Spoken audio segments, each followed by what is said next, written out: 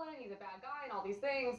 Yeah, and they're like, no, felons should be able to vote and do all these things. They're like, unless it's Donald Trump. But George Floyd was apparently an amazing person. So Well, George Floyd was brutally murdered by a police officer who was convicted of brutally murdering him, and unfortunately, we saw it all on a cell phone. Otherwise, it would have probably never been reported. I can see you shaking your head there, Destiny.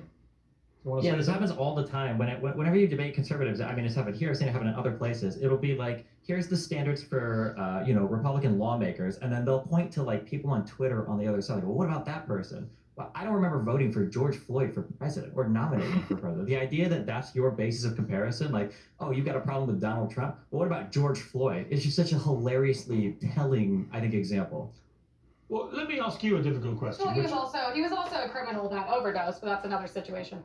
That still doesn't get him any closer to being nominated for president of the Democratic Party. I don't understand what the comparison is for.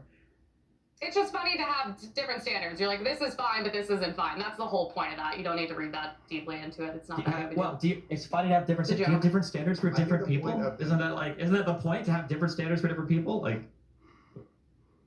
yeah. The point is, I know. Once again, that's a joke.